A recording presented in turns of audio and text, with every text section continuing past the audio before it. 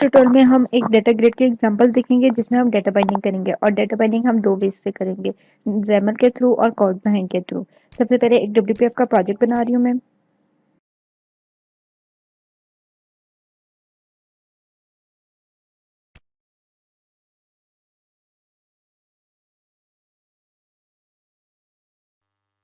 Example में basically हम data grid से इनपुट लेंगे मल्टीपल रिकॉर्ड्स की और उसे डेटाबेस में सेव करेंगे और फिर डेटाबेस से रिट्रीव करा के उसको डेटा ग्रिड में शो करेंगे। तो सबसे पहला स्टेप है इसमें एक डेटाबेस की फाइल ऐड करना।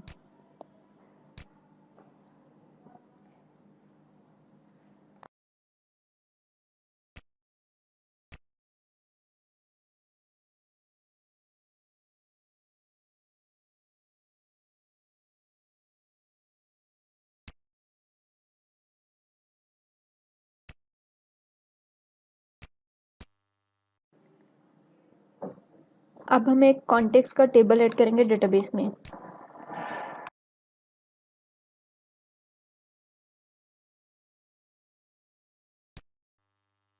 अब हम उसकी आईडी को ऑटो इंक्रीमेंट बनाएंगे।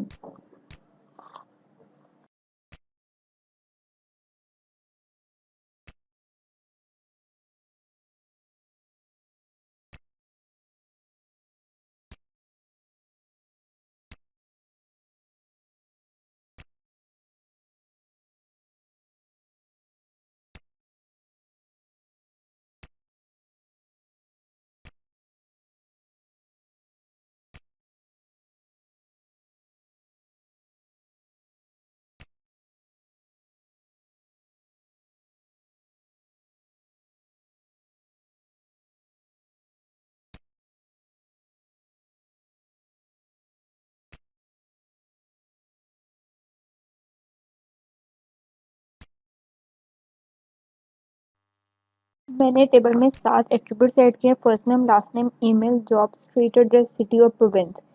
अब हमारे 7 एट्रीब्यूट्स वाला एक टेबल रेडी हो गया।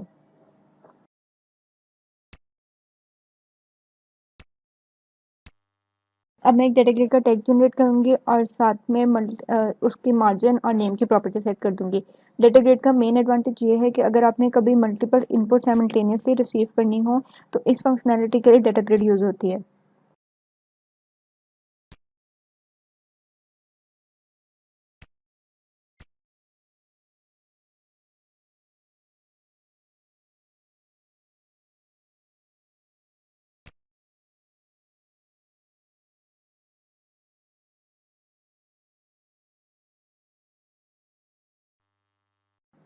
अब साथ में एक मैंने लेबल का टैग जनरेट कर दिया है और उसके कंटेंट को ऐड डाटा सेट कर दिया है। बाकी लेबल की प्रॉपर्टीज फॉन्ट साइज और फॉन्ट वेट वगैरह सेट कर दिया और उसका मार्जिन सेट कर दिया। अब नेक्स्ट स्टेप डेटा ग्रिड में कॉलम्स ऐड करने का है।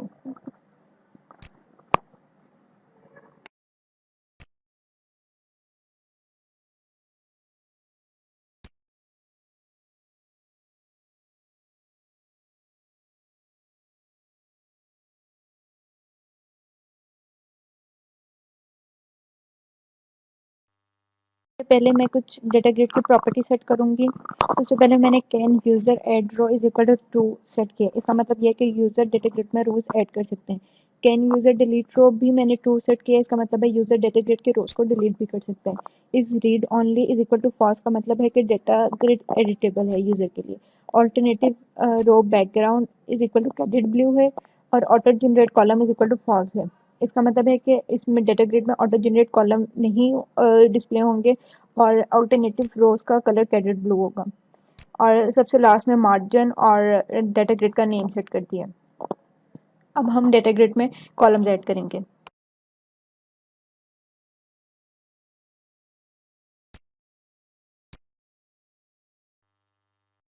अब डेटा ग्रिड में मल्टीपल टाइप्स के कॉलम्स ऐड कर सकते हैं, like text column, combo box column, template column. Template column में आप अपनी डिजायर फंक्शनैलिटी के अकॉर्डिंग कस्टम कॉलम डिफाइन करते हैं।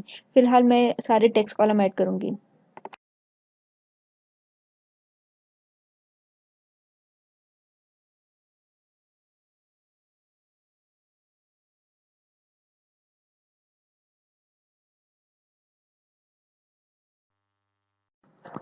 सबसे पहले मैंने कॉलम का एक नेम डिफाइन किया है और उसको फील्ड मॉडिफायर पब्लिक डिफाइन कर दिए हैं। और is read only is equal to false का मतलब ये है कि ये कॉलम एडिटेबल होगा यूज़र के लिए। और बाइंडिंग मैंने इसके एफ नेम के साथ कर दी है। इस कॉलम की वैल्यूज़ एफ नेम के वेरिएबल में रिसीव होंगी। Header is equal to first name कर दिया है। ये हेडर कॉलम के टॉप पे यूज़र को डिस्प्ले होगा। इस तरह के मल्टीपल कॉलम्स मैं डेटा ग्रिड में ऐड कर रही हूँ।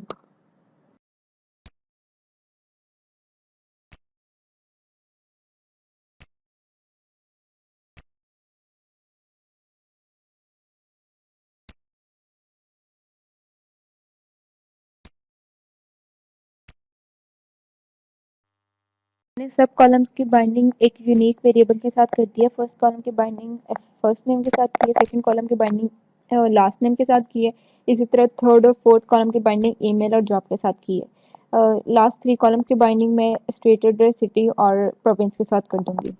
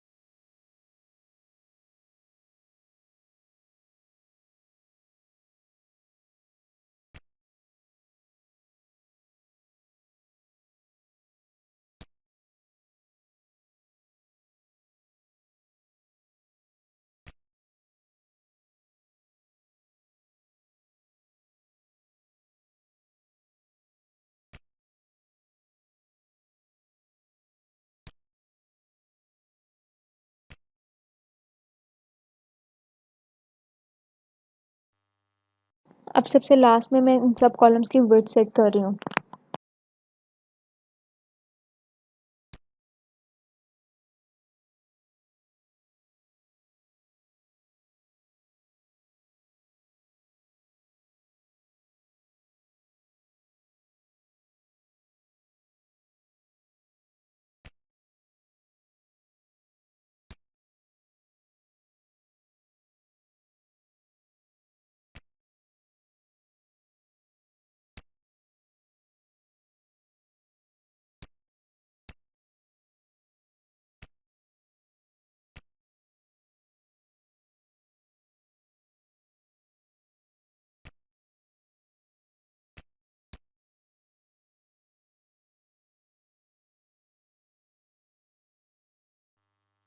अब हमारी ग्रिड और लेबल रेडी है। अब सबसे लास्ट में एक बटन का लेबल ऐड करना है जिसके क्लिक के इवेंट पर डेटा ग्रिड से डेटा डेटाबेस में सेव होगा।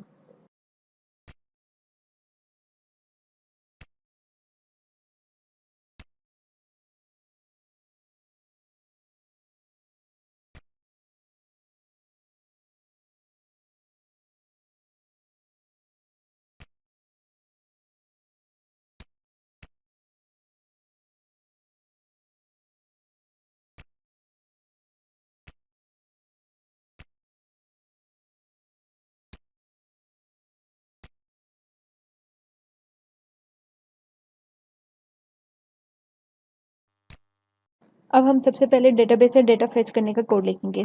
उसके लिए मैं सबसे पहले एक कनेक्शन स्ट्रिंग डिफाइन कर रही हूँ।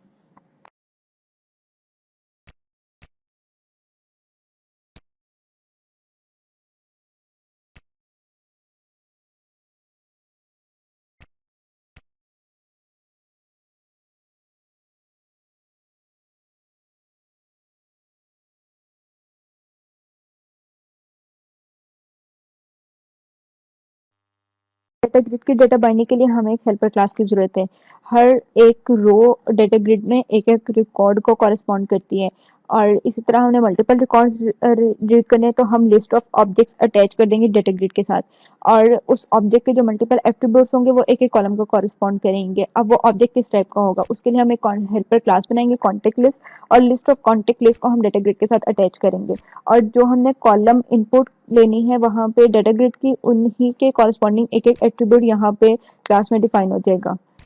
तो जो मैंने वहाँ पे डेटा ग्रिड के कॉलम्स की बाइंडिंग की थी जिन वेरिएबल्स के साथ, उन सब वेरिएबल्स को मैं अपने कॉन्टेक्ट लिस्ट में ऐड कर रही हूँ, ताकि वो सारे वेरिएबल्स ताकि वो सब कॉलम्स एक एक वेरिएबल में रिसीव होने और वो वेरिएबल्स इसी क्लास के एट्रीब्यूट्स हों। इस तरह एक पूरा रिकॉर्ड एक कॉन्टेक्ट लिस्ट के ऑब्जेक्ट में आ जाएगा।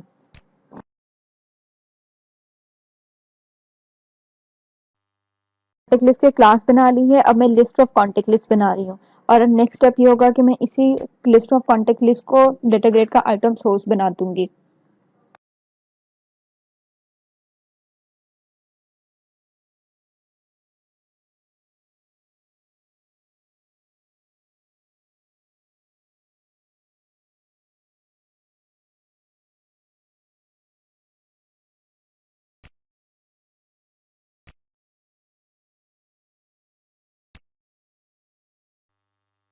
डेटा ग्रिड से डेटा सेव करने के लिए हम बटन सेव बटन का क्लिक का इवेंट ओवरराइड करेंगे।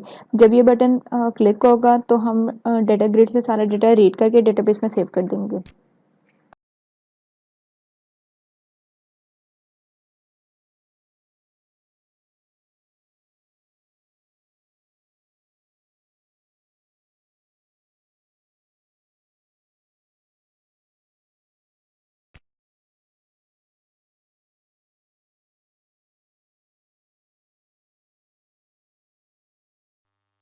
हम ग्रिड के टोटल नंबर ऑफ रोज तक का लूप लगाएंगे और एक एक रिकॉर्ड को रीड करके डेटाबेस में सेव करते जाएंगे।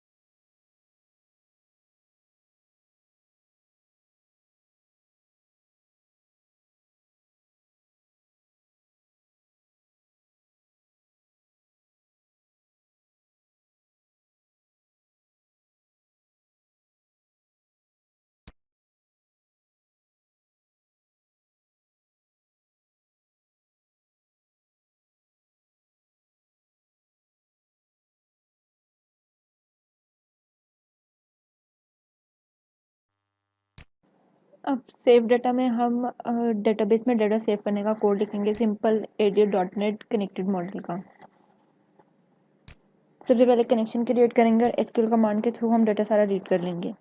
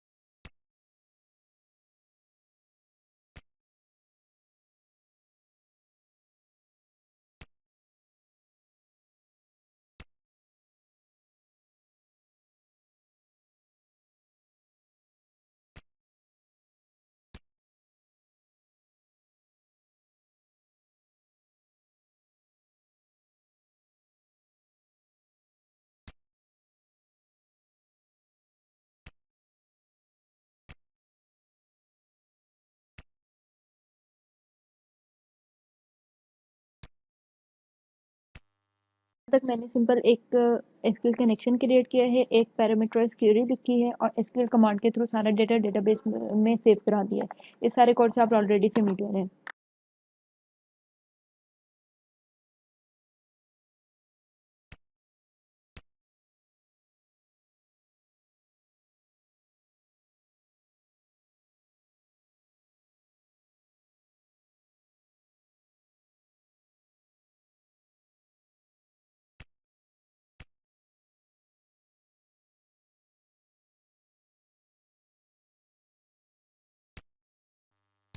अब हम इस कोड को रन करके देखेंगे।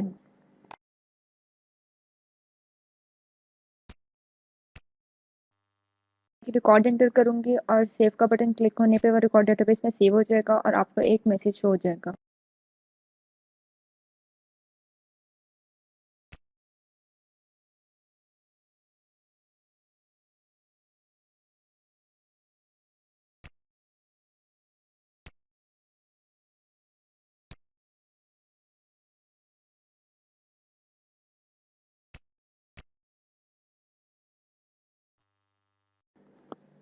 रिकॉर्ड सक्सेसफुल सेव होने का मैसेज डिस्प्ले हो चुका है।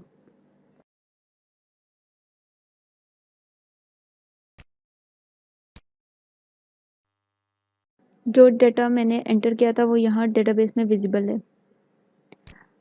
यहाँ पे हमारी डेटा ग्रिड की इनपुट की एग्जांपल कंप्लीट होती है। अब हम नेक्स्ट एग्जांपल व्यू डेटा की करेंगे, जिसमें हम डेटाबेस से डेटा फेच करके डेटा ग्रिड में शो करेंगे और यहाँ पे हम डेटा बाइंडिंग कोड भी हैंड के थ्रू करेंगे और यहाँ पे हम डेटा कॉलम्स भी कोड भी हैंड के थ्रू जनरेट करेंगे। तो सबसे पहले हम व्यू के बटन को मॉडिफाई करेंगे, इसके कंटेंट को अपडेट करके व्यू डेटा करेंगे। नेक्स्ट हम लेबल के कंटेंट को भी चेंज करेंगे और इसे भी व्यू डेटा कर देंगे। यहाँ पे हमारा XAML का कोड कंप्लीट होता है। अब हम बाकी कोड भी हैंड में करेंगे। यहाँ पे कॉन्टेक्ट लिस्ट के हेल्पर क्लास को हम डेटा बाइंडिंग के लिए रीयूज करेंगे।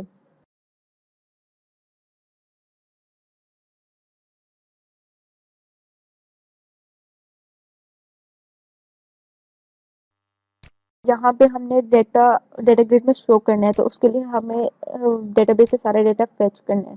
तो हम एक गेट डेटा का फंक्शन लिखेंगे जिसमें हम डेटाबेस से सारा डेटा फेच करके उसको अपने डेटा ग्रिड में शो करेंगे।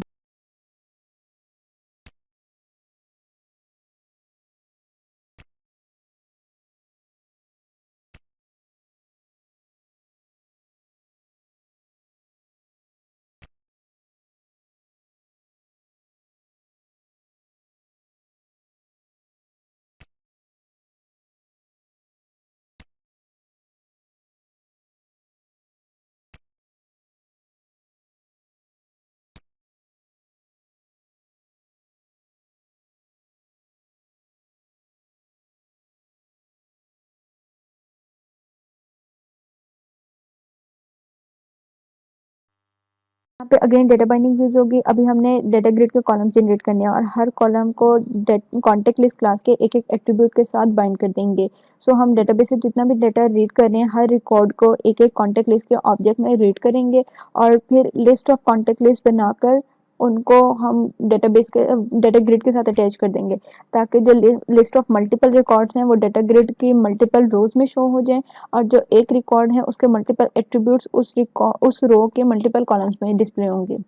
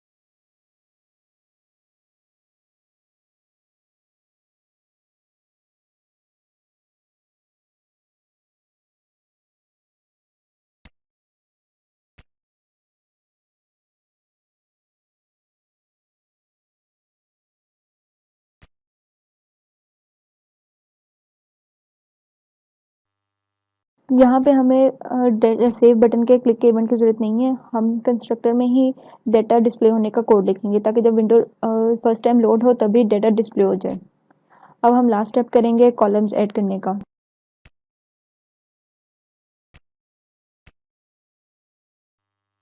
के लिए मैं एक फंक्शन लिखूंगी ऐड कॉलम्स इन ग्रिड।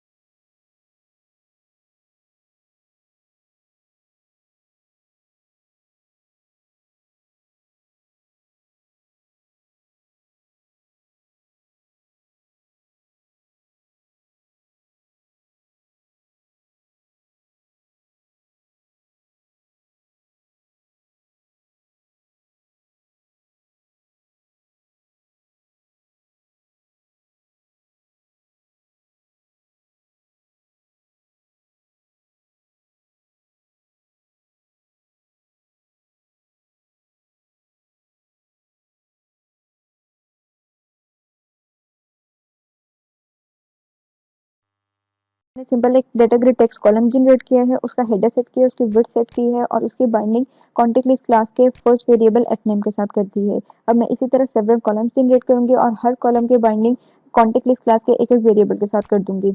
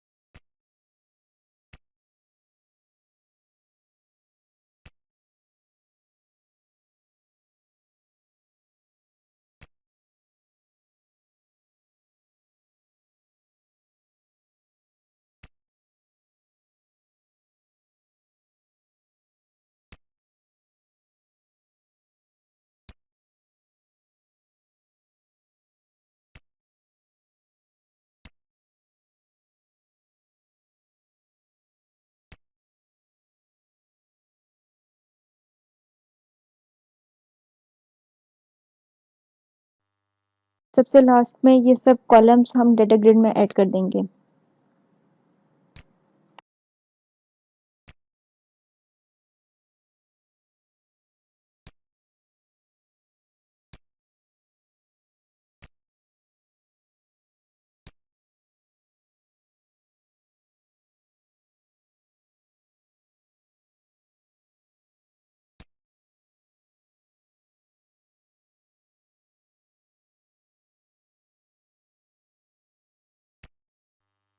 एक कॉलम्स ग्रिड में ऐड करने का कोड था और ये कॉलम्स डिफाइन करने का कोड था।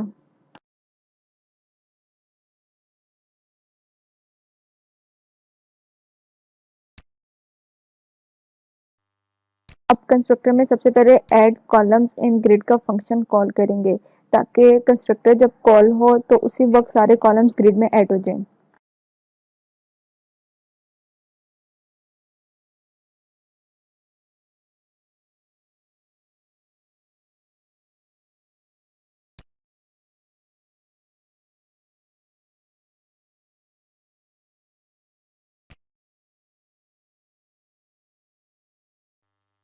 डेटा के फंक्शन के तो सारा डाटा डेटाबेस से रीड होगा और डाटा में सेव हो जाएगा। डाटा एक list of contact list type का ऑब्जेक्ट है और फिर हम उसको ऐड डाटा ग्रिड का आइटम सोर्स सेट कर देंगे ताकि सारा डाटा ग्रिड में डिस्प्ले हो जाए। अब ये बटन व्यू डाटा यूजलेस है क्योंकि हम सारा लोडिंग टाइम पे कंस्ट्रक्टर के थ्रू डाटा डिस्प्ले कर रहे हैं। डेटाबेस में एक ही रिकॉर्ड था, वो यहाँ ग्रिड में शो हो गया।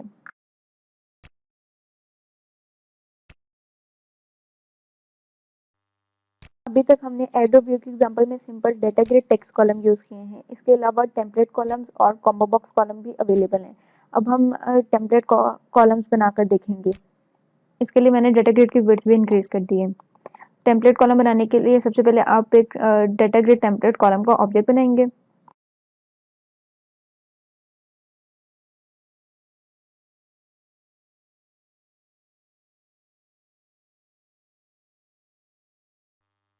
इसके बाद हम उस कॉलम का एक हेडर सेट कर देंगे और फिर हम उसकी विड्थ सेट करेंगे। यहाँ तक का काम सिंपल एक नॉर्मल कॉलम जैसा था। एक पहले कॉलम का ऑब्जेक्ट बनाना, उसका हेडर सेट करना और उसकी विड्थ सेट करना।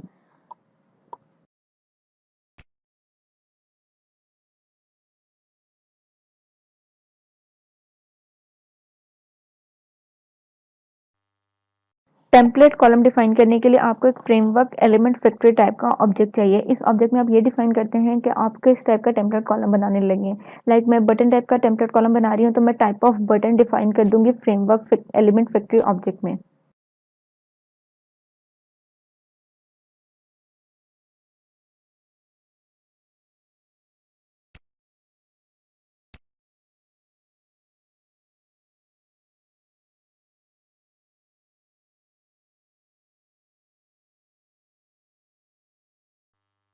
मैं बटन टाइप का टेम्पलेट कॉलम बना रही हूँ। अगर मुझे बटन का कोई भी फंक्शन ओवरराइड करना है तो फ्रेमवर्क एलिमेंट फैक्ट्री टाइप के ऑब्जेक्ट का ऐड हैंडलर का फंक्शन कॉल करना होगा। फंक्शन के दो पैरामीटर्स हैं। फर्स्ट ये बताते हैं कि आपने किस एलिमेंट का कौन सा इवेंट हैंडल करना है और नेक्स्ट ये बताते हैं इस इवेंट के अकर होने पे कौन सा फंक्शन कॉल होगा। जैसे मैंने बटन का क्लिक का इवेंट मेंशन किया है और नेक्स्ट आर्गुमेंट में मैंने डिलीट अंडरस्कोर क्लिक का फंक्शन मेंशन किया है। जब बटन क्लिक होगा तो click underscore delete underscore click का फंक्शन कॉल होगा। अभी इस पे एरर इसलिए आ रहा है क्योंकि क्लिक डिलीट अंडरस्कोर क्लिक के फंक्शन की डेफिनेशन नीचे नहीं प्रोवाइड की गई। आपने अब बटन की जो भी प्रॉपर्टी सेट करनी है वो f1 डॉट सेट वैल्यू के फंक्शन के थ्रू करेंगे। लाइक मैंने अभी कंटेंट की प्रॉपर्टी सेट की है और बटन का कंटेंट डिलीट सेट कर दिया है। हर कॉलम में बटन डिस्प्ले होगा और बटन के ऊपर टेक्स्ट डिलीट डिस्प्ले हो रहा होगा। इसी तरह मैंने बॉर्डर ब्रश को नल कर दिया है।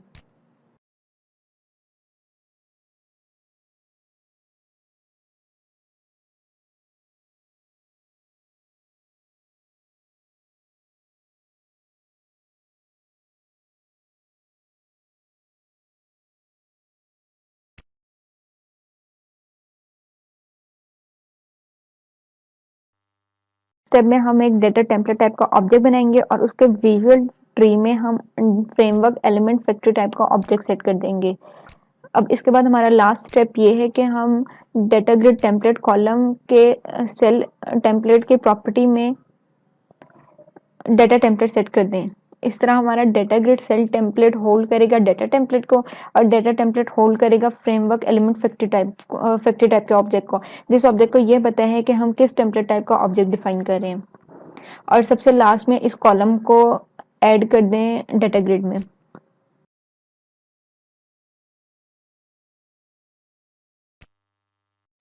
अब हमने डिलीट अंडरस्कोर क्लिक का जो फंक्शन ऊपर मेंशन किया था उसकी डेफिनेशन प्रोवाइड करेंगे। जब भी किसी भी रो में बटन क्लिक होगा तो डिलीट अंडरस्कोर क्लिक का फंक्शन कॉल होगा।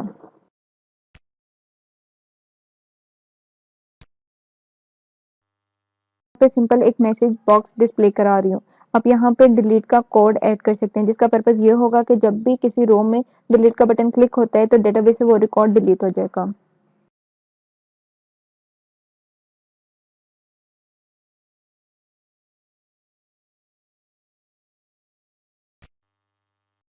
अब हम प्रोजेक्ट को रन करके देखते हैं। रो में टेम्पलेट कॉलम का एक डिलीट का बटन डिस्प्ले हो रहा है और उसके क्लिक के इवेंट पे डिलीट अंडरस्कोर क्लिक के फंक्शन का मैसेज बॉक्स का टेक्स्ट डिस्प्ले हो रहा है। तक हमारी व्यू डेटा की एग्जांपल भी कंप्लीट होती है। अब नेक्स्ट स्टेप हमारा रिपोर्ट का है, जहाँ पे हम रिपोर्ट बनाना सीखेंगे। सबसे पहले उसके लिए हम अपने इंटरफेस को एडिट कर रहे हैं। सबसे पहले लेबल का टेक्स्ट अपडेट किया है और डेटा ग्रिड को डिलीट कर दिया है। अब रिपोर्ट की सपोर्ट WPF में अवेलेबल नहीं है। आप विंडोज फॉर्म का एक रेफरेंस ऐड करके रिपोर्ट को अपने प्रोजेक्ट में यूज करते हैं। तो उसके लिए मैं सबसे पहले एक रिपोर्ट व्यूअर का रेफरेंस ऐड करूंगी। Microsoft dot report viewer dot Windows form से आपको रिपोर्ट अवेलेबल होगी अपने प्रोजेक्ट में WPF के। और next reference Windows form integration का है। ये दो रेफरेंस रिक्वायर्ड हैं आपको WPF के प्रोजेक्ट में रिपोर्ट यूज करने के लिए। अब ये थर्ड रेफरेंस भी ऐड कर सकते हैं system dot Windows dot forms का।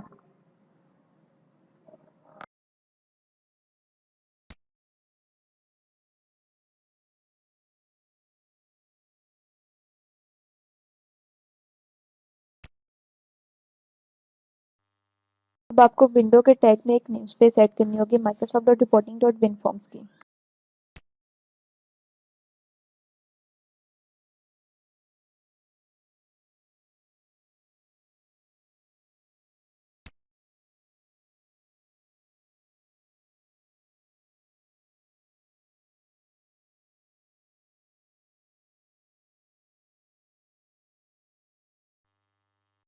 अब आप विंडोज फॉर्म हाउस के टैग को यूज करते हुए रिपोर्ट व्यूअर का टैग यूज कर सकते हैं।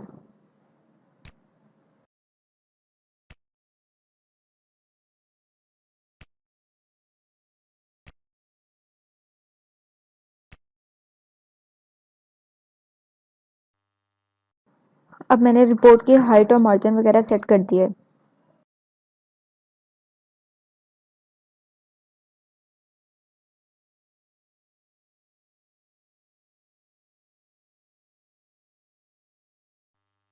नेक्स्ट स्टेप प्रोजेक्ट में एक RDLC रिपोर्ट ऐड करने का है। रिजल्ट में पहले रिपोर्टिंग सेलेक्ट करें और फिर रिपोर्ट सेलेक्ट करें।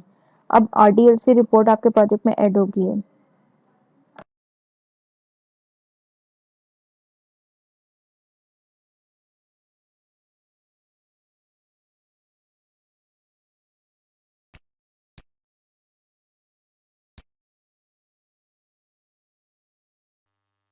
से डेटा सेट ऐड करें। अगर किसी को साइड मेन्यू अवेलेबल नहीं है तो व्यू में जाके रिपोर्ट डेटा पे क्लिक करें, साइड मेन्यू विजिबल हो जाएगा।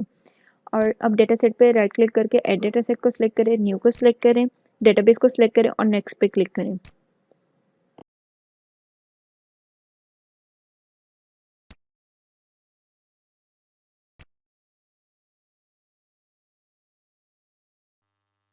जहाँ पे टेबल को सिलेक्ट करें, इसका मतलब है कि आप डेटाबेस के टेबल्स को अपने रिपोर्ट का डेटा सेट बनाना चाहते हैं। कॉन्टेक्स्ट का टेबल सिलेक्ट है और उसके सारे एट्रीब्यूट साइड पे विजिबल हैं। सरफेस पे राइट क्लिक करें, इंसर्ट में जाके आप यहाँ पे मल्टीपल फॉर्मेट्स अवेलेबल हैं, आप कुछ भी सिलेक्ट कर सकते हैं। मैं टेबल को सिलेक्ट करूंगी। आप चार्ट वगैरह भी यूज कर सकते हैं। टेबल को सिलेक्ट करेंगे तो बाय डिफॉल्ट 3 कॉलम्स का एक टेबल अपेयर होगा। डेटा सेट से एक एक कॉलम को यहाँ पे अटैच करते जाएं टेबल के साथ। और जितने रिमेनिंग आपको और कॉलम्स रिक्वायर्ड हैं वो टेबल पे राइट क्लिक करके ऐड कर लें।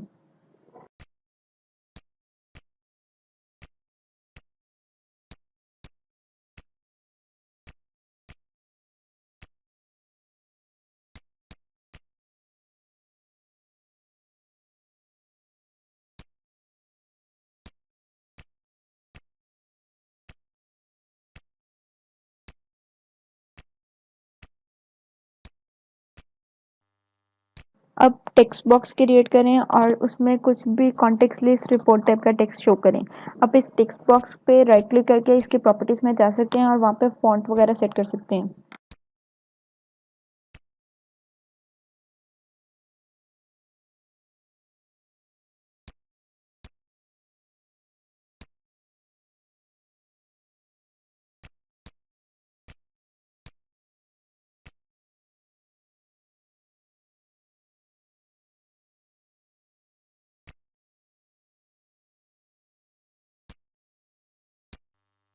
यहाँ पे मैंने बोल्ड को सिलेक्ट किया है और फॉन्ट साइज 16 कर दिया। इसके अलावा आप बॉर्डर फिल वगैरह की प्रॉपर्टी भी सेट कर सकते हैं, विजिबिलिटी भी सेट कर सकते हैं, इंटरेक्टिव सॉर्टिंग भी अवेलेबल है। आप अलाइनमेंट वगैरह भी सेट कर सकते हैं।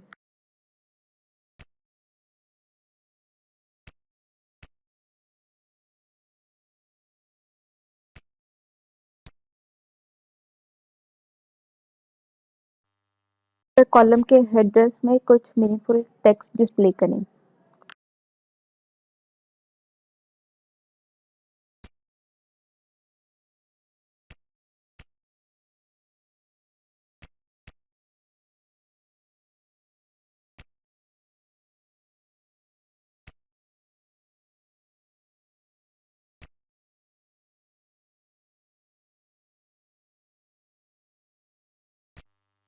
हमारी रिपोर्ट रेडी है। अब हमारा कोड बिहाइंड का कोड रेडी है।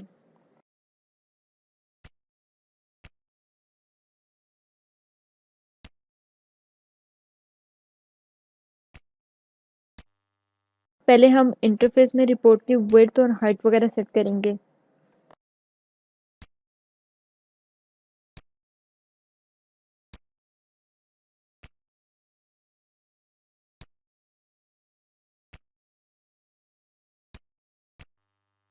अब मैं कोड बिहाइंड से सारा व्यू डेटा से रिलेटेड कोड रिमूव करूंगी जो हमने पहले लिखा था डेटा ग्रिड में डेटा शो करने के लिए।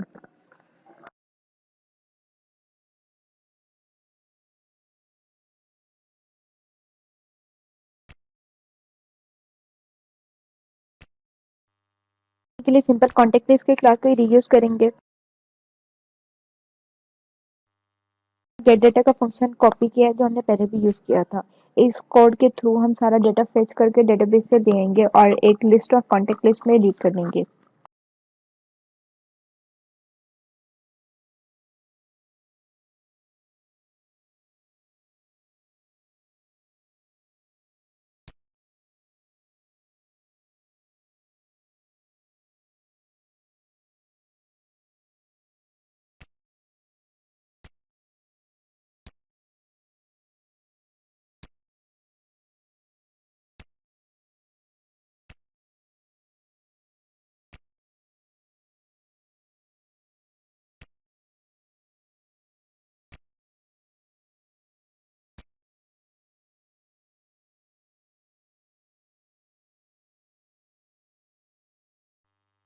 मैं एक व्यू रिपोर्ट का फंक्शन लिख रही हूँ जिसमें हम वो सारा कोड लिखेंगे जो लिस्ट ऑफ कॉन्टेक्ट जिसमें हमने डेटा रीड किया है उसको रिपोर्ट में डिस्प्ले करेगा।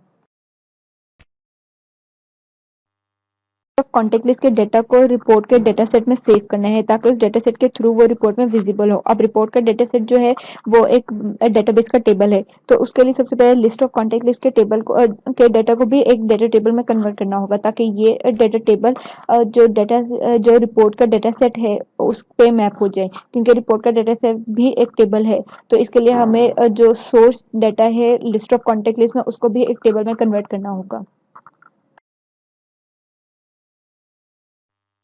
अब मैंने एक नेमस्पेस ऐड की है यूजिंग सिस्टम डॉट डेटा और साथ में एक डेटा टेबल क्रिएट किया है और अब उस डेटा टेबल के मल्टीपल कॉलम्स ऐड कर रही हूँ।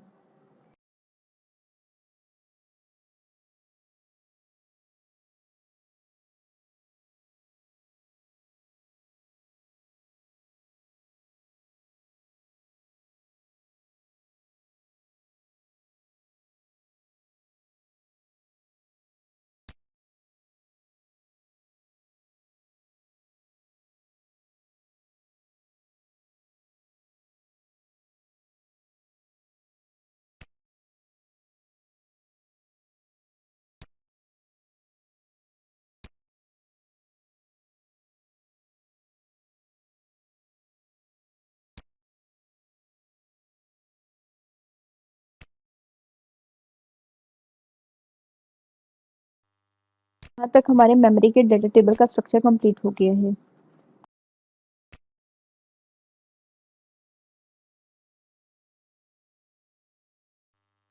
नेक्स्ट स्टेप में हम लिस्ट ऑफ कॉन्टेक्ट के एक एक रिपोर्ट को डेटा टेबल के एक एक रो में ऐड करते जाएंगे। तो सबसे पहले हम एक इस टेबल के अगेंस्ट एक रो क्रिएट करेंगे और उस रो के हर कॉलम में जाके लिस्ट ऑफ कॉन्टेक्ट लिस्ट के एक ऑब्जेक्ट की वैल्यूज को सेट करते जाएंगे।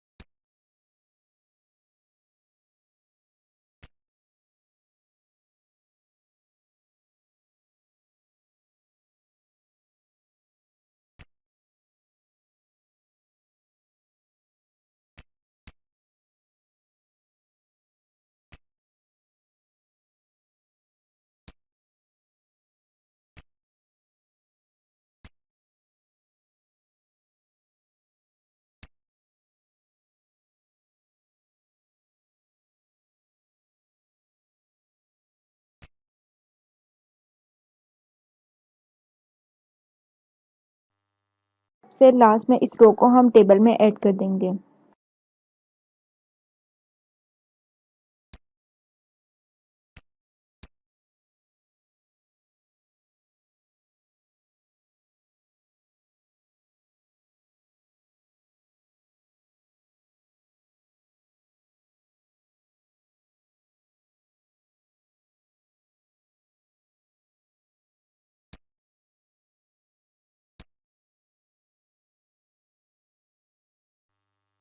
इंटरफेस के रिपोर्ट के साथ अपना डेटा सोर्स अटैच करेंगे और अगर उसका कोई ऑलरेडी एग्जिस्ट करता है डेटा सोर्स तो हम उसको क्लियर करेंगे और फिर अपना डेटा सोर्स उसके साथ अटैच कर देंगे।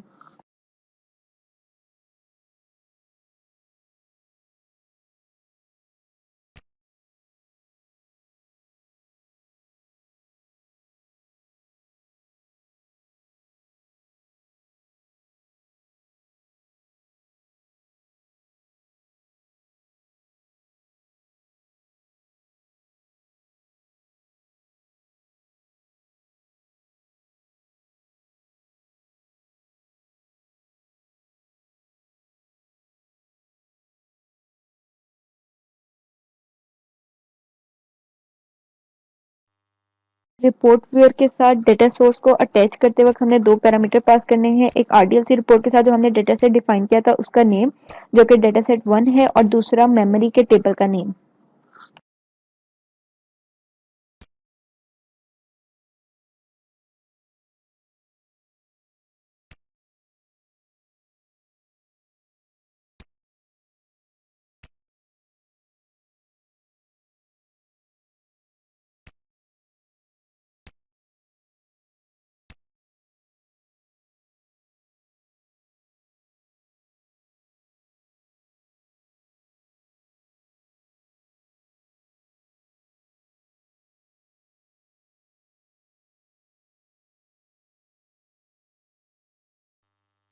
स्टेप में आरडीएलसी रिपोर्ट जो हमने अपने प्रोजेक्ट में ऐड की थी उस तक का कंप्लीट पाथ देना है।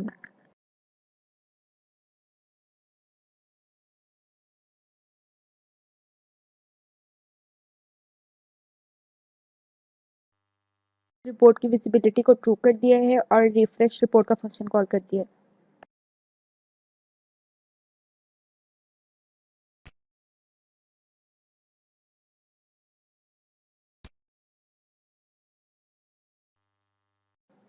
यहाँ पे पहले हम गेट डेटा का फंक्शन कॉल करेंगे। जब ये डेटाबेस से सारा डेटा फेच कर लेगा तो हम व्यू रिपोर्ट के फंक्शन को कॉल करके उसको रिपोर्ट में डिस्प्ले कर देंगे। अब हम फंक्शन को अब अपने प्रोजेक्ट को रन करके देखते हैं।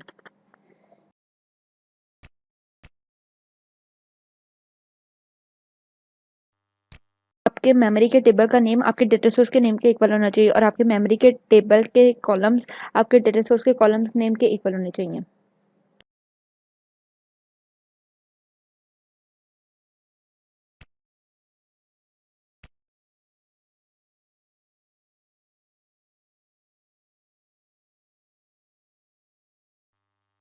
रिपोर्ट के इनेबल एक्सटर्नल इमेजेस को भी ट्रू कर देते हैं और अब प्रोजेक्ट को रन करके देखते हैं।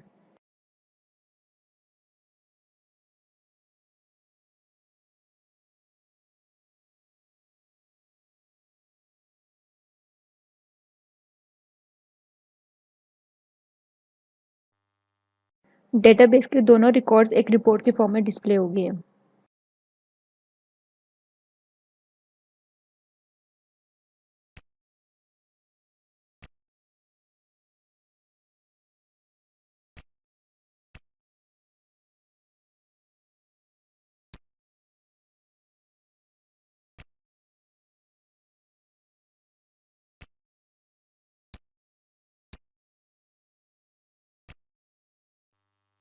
अब अगर आप अपने रिपोर्ट में हर कॉलम के बेसिस पे सॉर्टिंग चाहते हैं तो कॉलम को सिलेक्ट करें, उसकी प्रॉपर्टीज़ में जाएं और वहां से डिज़ायर एट्रीब्यूट सेलेक्ट कर लें जिसके बेसिस पे आप उस कॉलम की सॉर्टिंग चाहते हैं। इस तरह आप अपनी रिपोर्ट में एक्सेल शीट की तरह की सॉर्टिंग भी ऐड कर सकते हैं।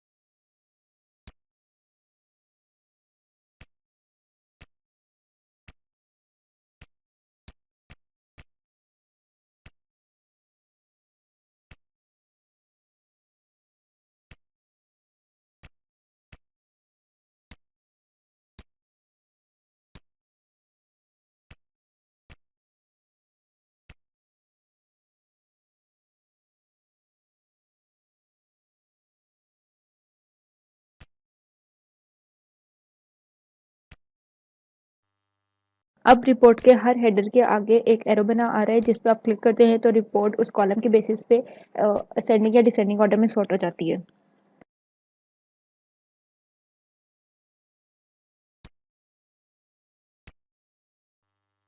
अपने रिपोर्ट में पैरामीटर्स भी ऐड कर सकते हैं। पैरामीटर्स के थ्रू आप रन टाइम पे कोड बिहाइंड से डेटा अपनी रिपोर्ट में भेजेंगे।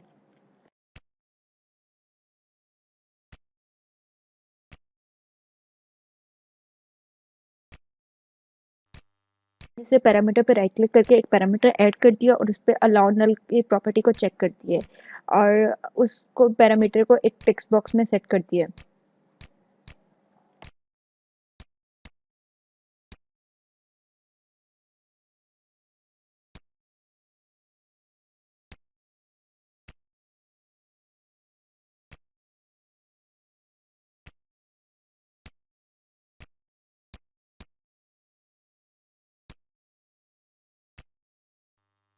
अगेन टेक्स्ट बॉक्स पे राइट क्लिक करके उसके प्रॉपर्टीज पे जाए, फॉन्ट को सेट करने और मैंने इटैलिक और मैंने बोल्ड की प्रॉपर्टी भी सेट कर दी है पैरामीटर पे।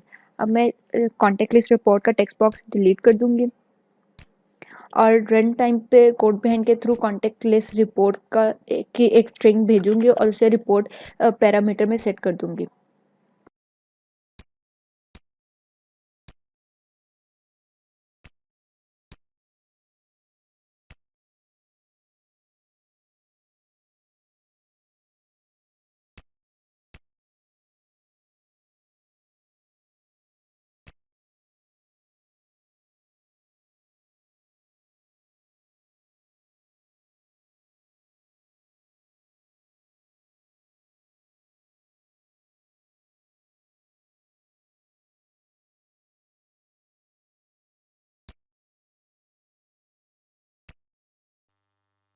माइक्रोसॉफ्ट रिपोर्टिंग विन फॉर्म्स की नेम स्पेस को यूज़ करते हुए आप रिपोर्ट पैरामीटर का एक ऑब्जेक्ट बनाएं। उसके फर्स्ट पैरामीटर में जो आपने आरडीएलसी रिपोर्ट में पैरामीटर नेम रखा है वो पास करें और इसके सेकंड पैरामीटर में जो आप कोड बिहाइंड से स्ट्रिंग भेजना चाहते हैं वो मेंशन करें।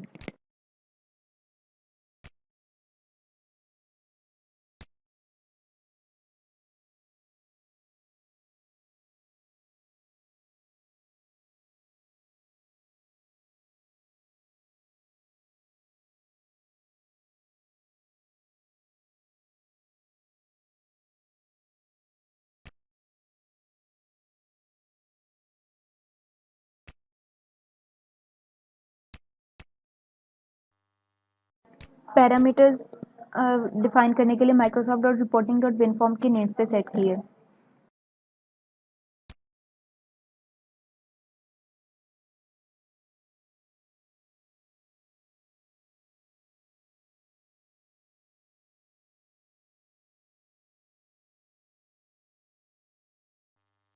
अब नेक्स्ट स्टेप में रिपोर्ट वेयर के साथ पैरामीटर सेट करनी है। इसके अंदर आप रिपोर्ट पैरामीटर की एक अरे पास करेंगे इन केस के अगर आपने मल्टीपल पैरामीटर सेट करने हो।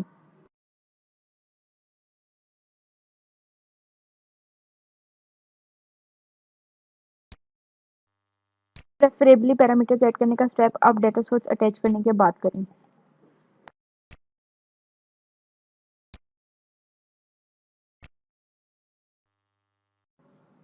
कोड बिहाइंड से मैंने कॉन्टेक्ट लिस्ट रिपोर्ट की स्ट्रिंग पास की थी जो कि रिपोर्ट में रिपोर्ट पैरामीटर के प्लेस पे सेट हो गई है। यहाँ तक हम डेटा ग्रिड के ऐड और व्यू के कंप्लीट और descriptive example through data binding सीख चुके हैं और साथ में डब्ल्यूपीएफ की रिपोर्टिंग भी सीख चुके हैं।